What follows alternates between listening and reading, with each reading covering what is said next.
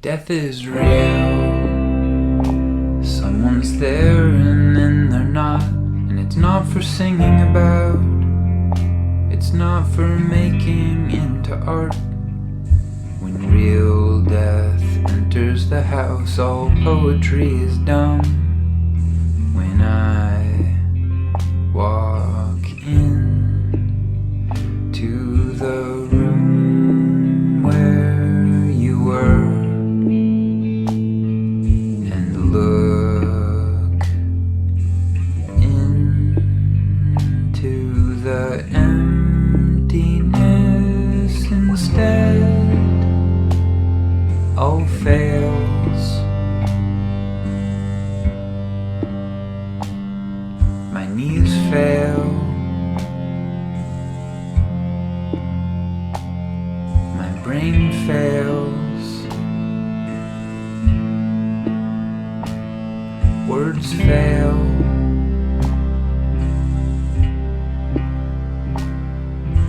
Crusted with tears, catatonic and raw, I go downstairs and outside and you still get mail.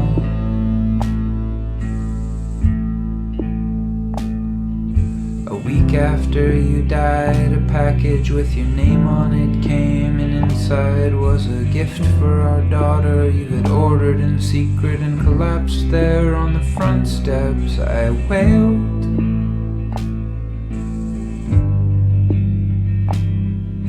A backpack for when she goes to school a couple years from now. You were thinking ahead to a future you must have known deep down would not include you, though you clawed at the cliff you were sliding down, being swallowed into a silence that's bottomless and real.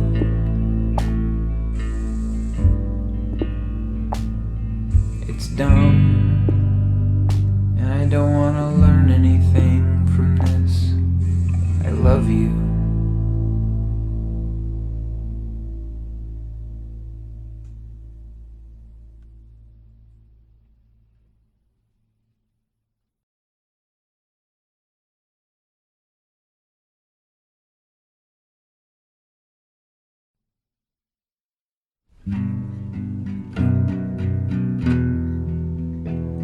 Our daughter is 1.5. You have been dead 11 days. I got on the boat and came to the place where the three of us were going to build our house. If you had lived, you died though, so I came here alone without a baby in the dust of your bones.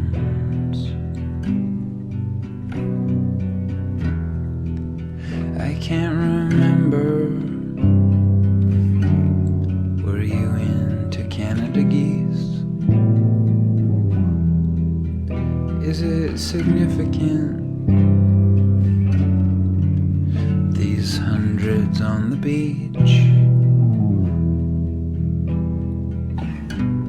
Or were they just hungry for mid-migration seaweed?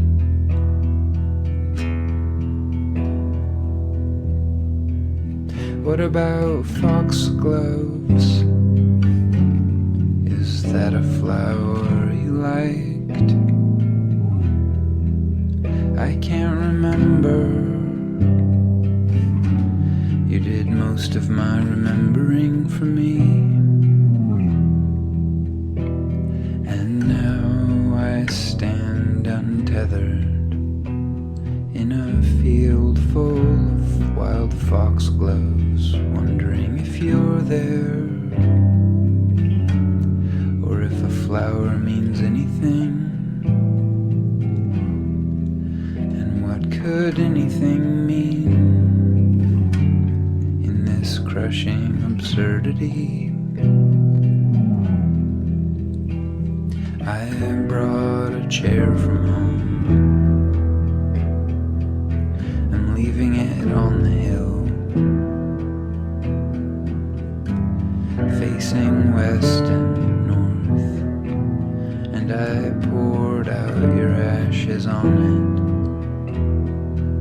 guess, so you can watch the sunset. But the truth is, I don't think of that dust as you.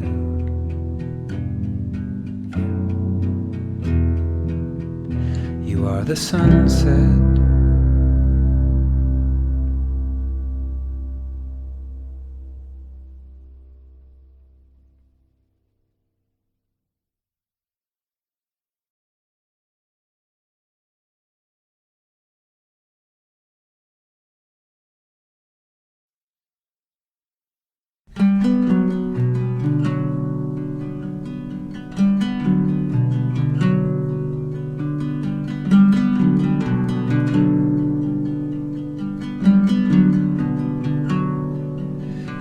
October 2015, I was out in the yard. I'd just finished splitting up the scrap 2x4s into kindling. I glanced up at the half-moon, pink chill refinery cloud light. Two big blackbirds flew over, their wings whooshing in low. Two ravens, but only two. Their black feathers tinted in the sunset.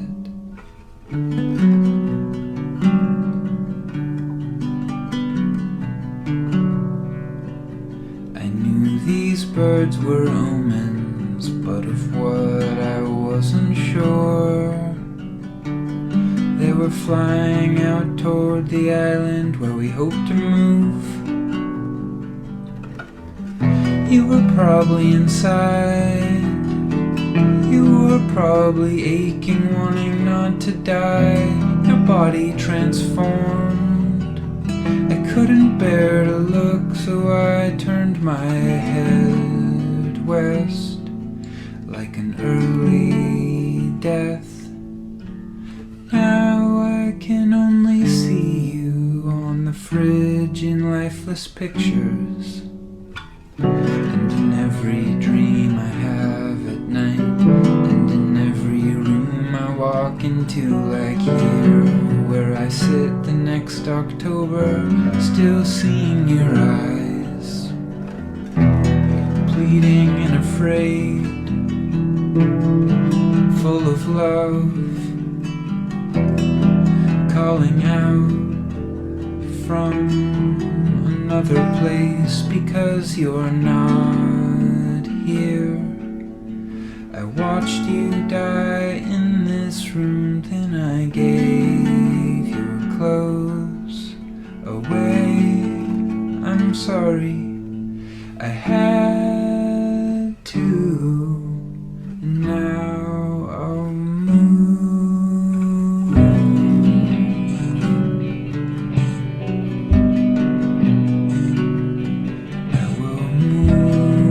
our daughter, we will ride over water with your ghost underneath the boat. What was you is now burnt bones, and I cannot be at home. I'm running, grief flailing.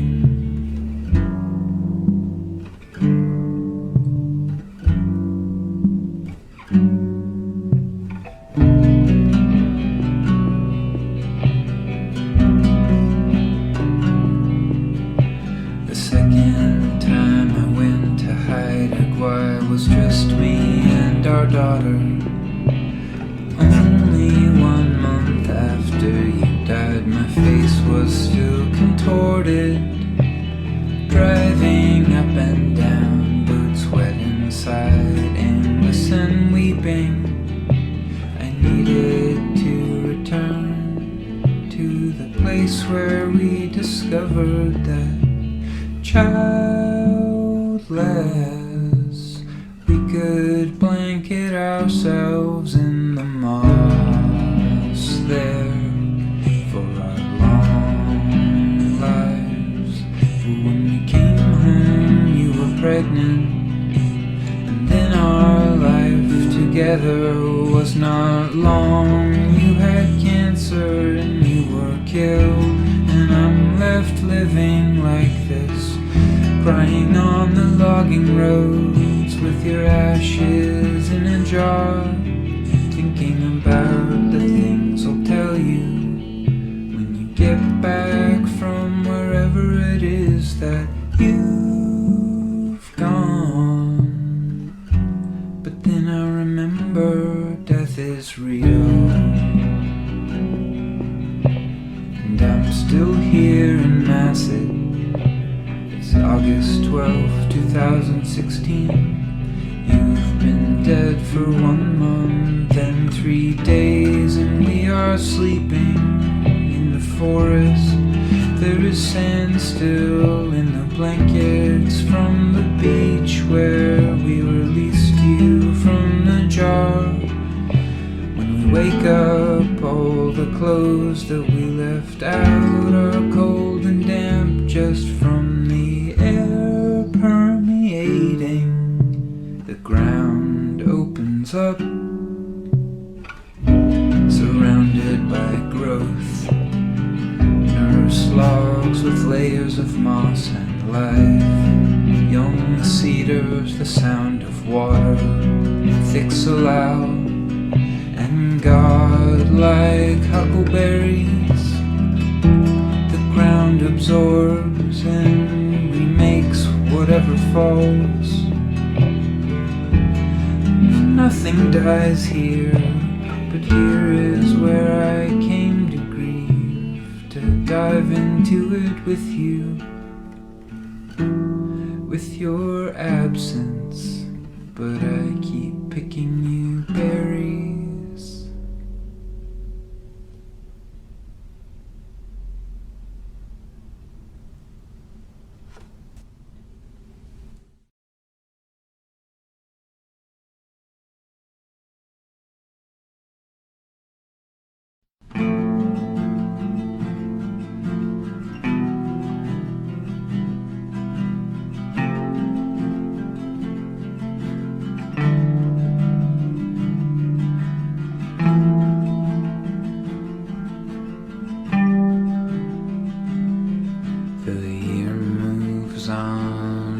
Without you in it, now it is fall without you. I had to close the windows and doors without you coming through. I kept them open for as long as I could, but the baby got cold. I watched the calendar bulldoze.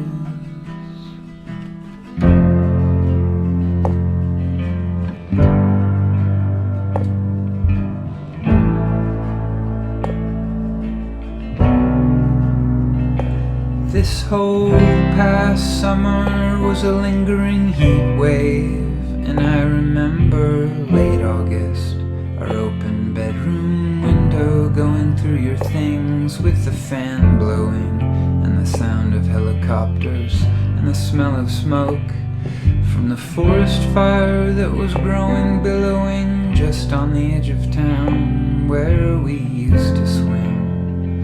They say a natural cleansing devastation, burning the understory, erasing trails. There is no end, but when I'm kneeling in the heat, throwing out your underwear, the devastation is not natural or good. You do belong here. I reject nature. I disagree. In the hazy light of forest fire smoke, I looked across at the refineries and thought that the world was actually constantly ending, and the smell and roar of the asphalt truck that was idling just out the window, tearing up our street. I missed you, of course, and I remember thinking the last time it rained here you were alive still, and that this same long heat that I was in contained you.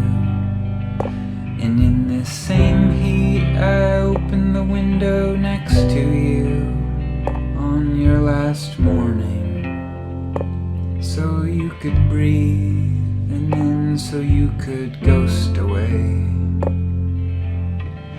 And now so the room will hopefully stop whispering.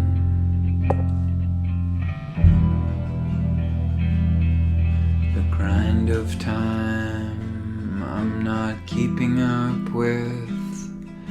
The leaf on the ground pokes at my slumbering. Grief walking around, severed lumbering. But slowly sovereignty reasserts itself. I don't want it though. And betrayal whines.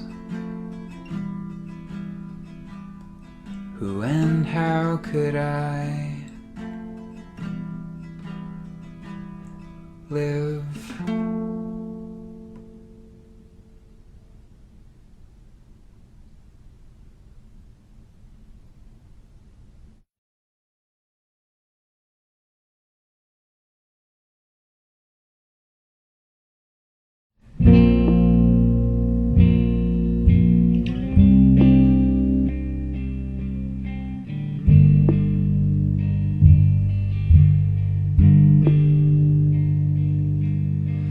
I can't get the image out of my head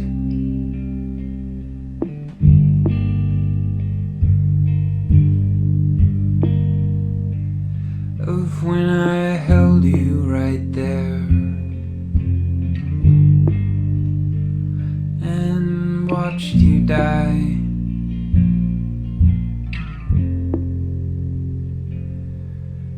Upstairs in the back bedroom of our house where we have lived for many years. Your last gasping breaths, I see it again and again. As the breeze blew in,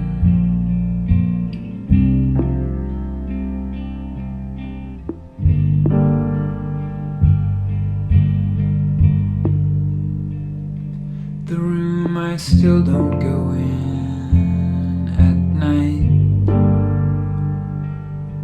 because I see you.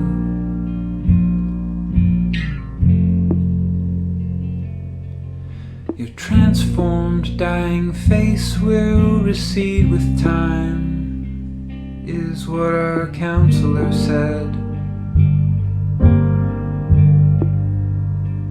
Who we walked to every Monday, holding hands, slower every week with your breathing,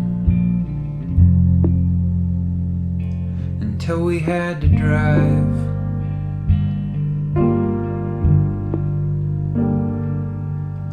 But then only 2 months after you died, our counselor died.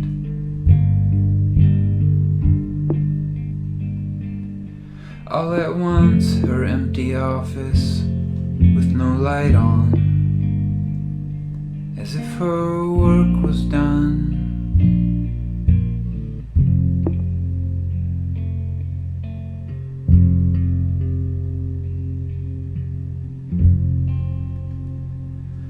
We are all always so close to not existing at all,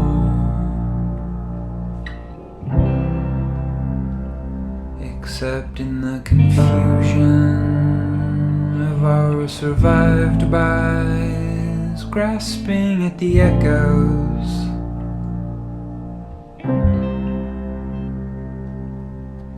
Today our daughter asked me if Mama swims.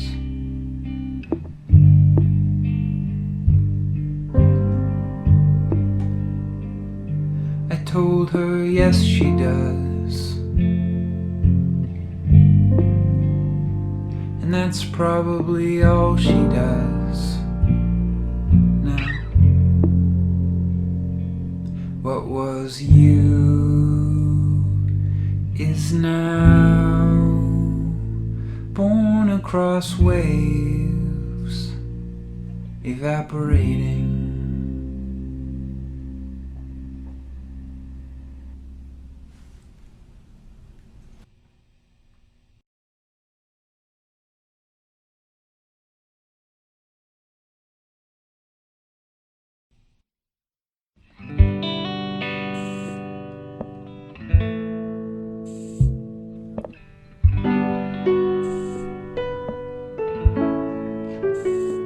I am a container of stories about you, and I bring you up repeatedly, uninvited to.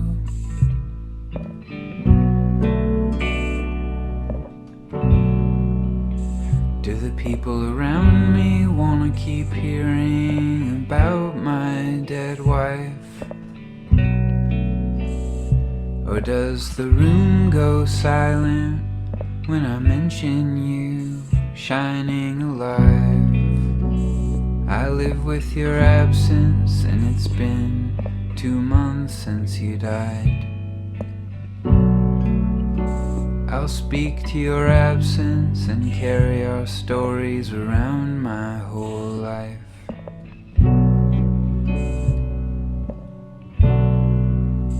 But when I'm in public, I don't know what's that look in their eyes.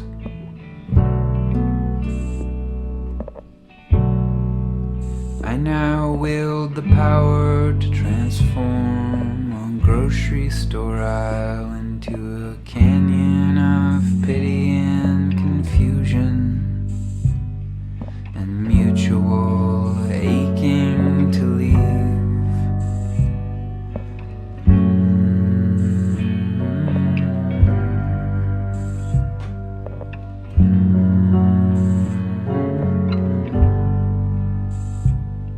The loss in my life is a chasm I take into town, and I don't want to close it.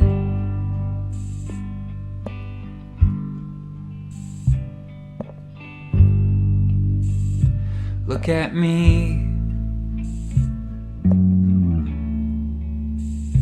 Death is real.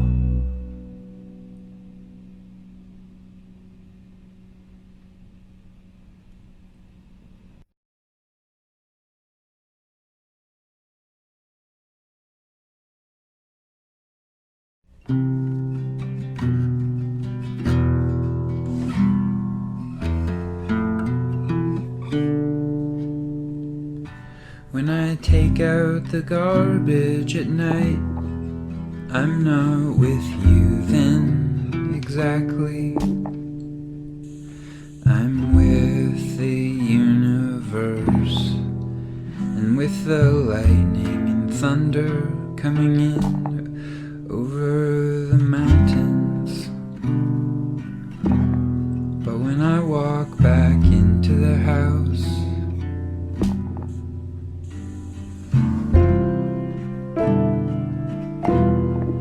looking up at the window from the back step, the dark window of the room that you died in, the big empty room on the second floor. Cold because I won't close the window, just in case something still needs to leave. I stand in the yard and look up.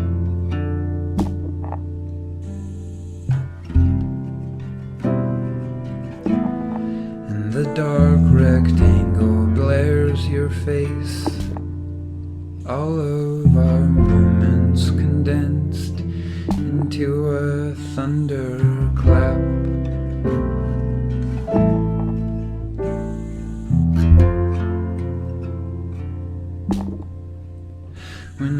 take out the garbage at night and then have to go back in and live on.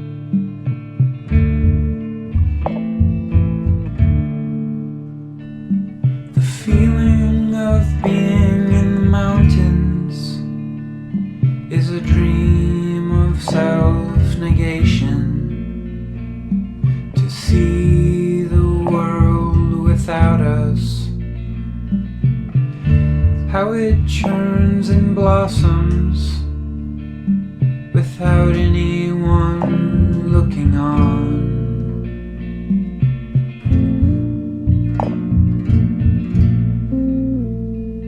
It's why I've gone on and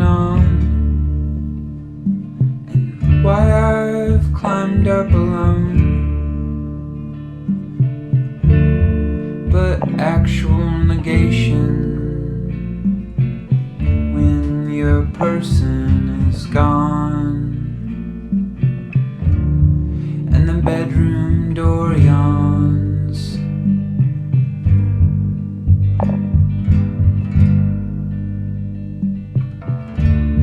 There is nothing to learn. Her absence is a scream.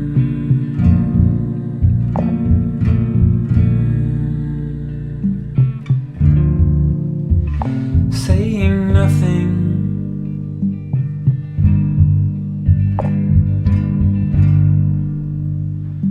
conceptual emptiness was cool to talk about back before I knew my way around these hospitals. I would like to forget and go back into imagining that snow shining permanently alone could say something to me true and comforting.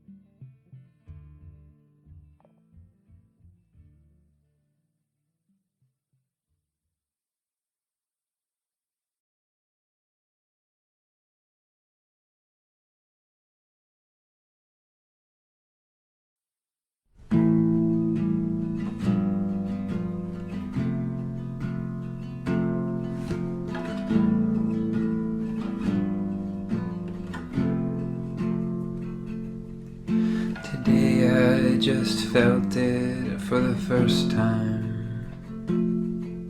3 months and 1 day after you died, I realized that these photographs we have of you are slowly replacing the subtle familiar memory of what it's like to know you're in the other room, to hear you singing on the stairs, a movement, a pine cone, your squeaking chair, the quiet untreasured. In between times, the actual experience of you here. I can feel these memories escaping, colonized by photos narrowed down and told, my mind erasing the echo of you in the house dies down.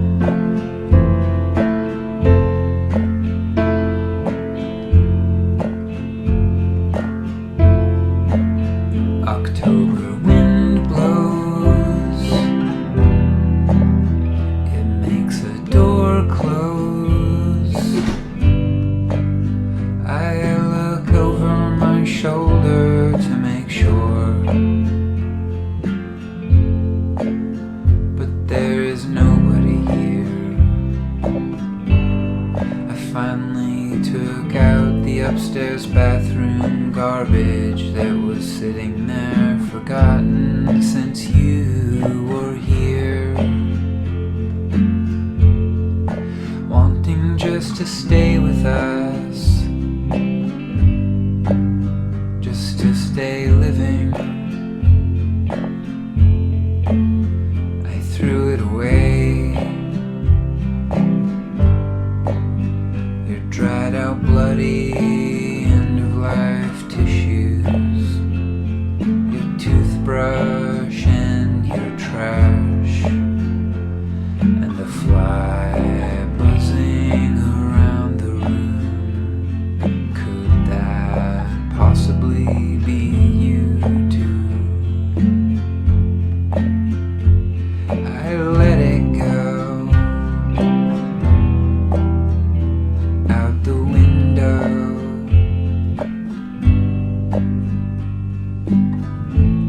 It does not feel good.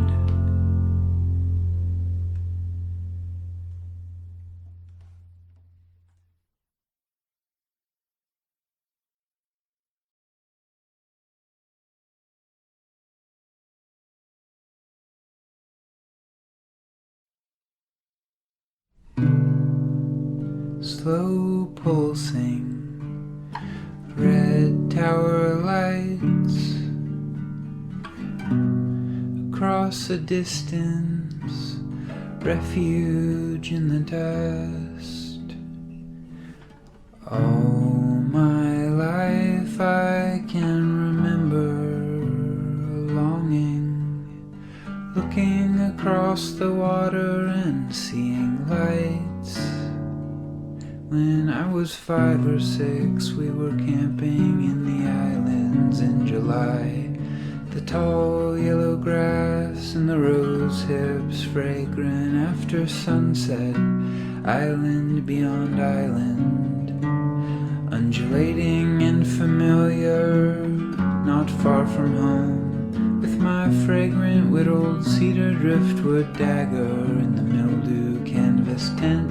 I saw fireworks many miles away, but didn't hear them, and I felt a longing, a childish melancholy, and then I went to sleep, and the aching was buried, dreaming, aging, reaching for an idea of somewhere other than this place that could fold me in clouded yearning, for nowhere actually reachable. The distance was the point.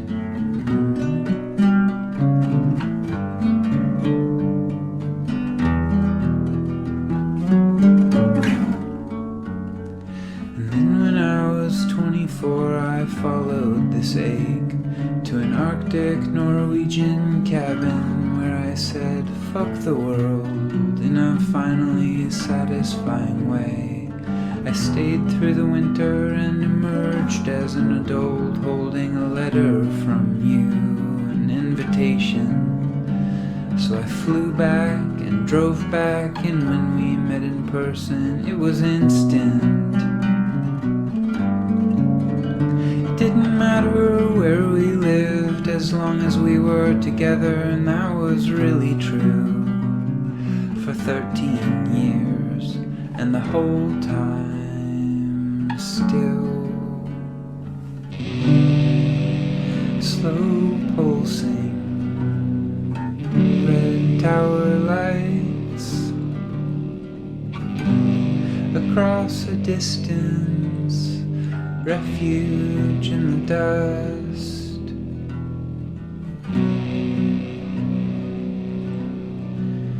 In January you were alive still, but chemo had ravaged and transformed your porcelain into some other thing. Something jaundiced and fucked.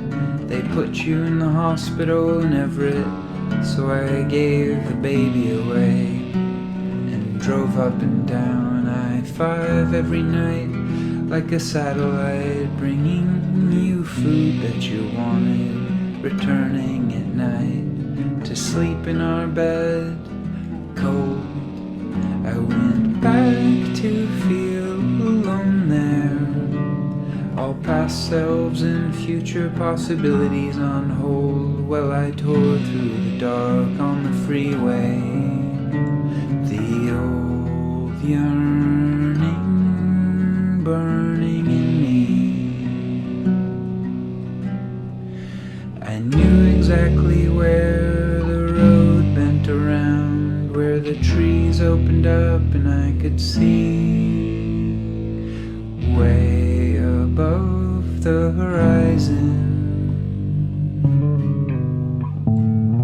beyond innumerable islands. The towers on top of the mountain lit up slowly, silently beaconing, as if to say, just keep going. There is a place where wind could erase this for you, and the branches could white noise you back awake. So I went back to feel alone there, but cradled you in me.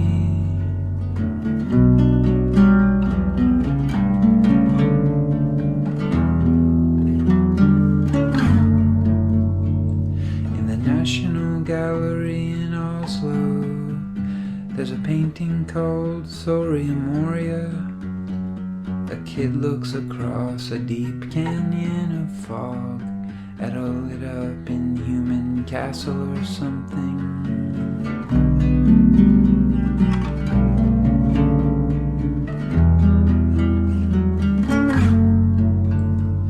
I have not stopped looking across the water from the few difficult spots where you can see that the distance from this haunted house where I live to Soria Moria is a real traversable space. I'm an arrow now, mid-air,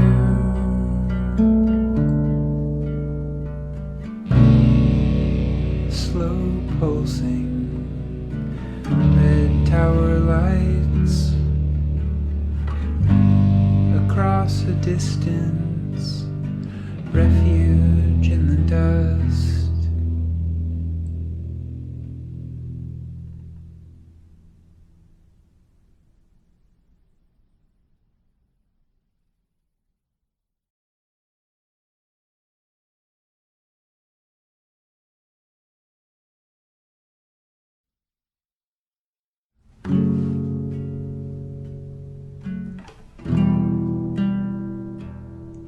Sweet kid, What is this world we're giving you?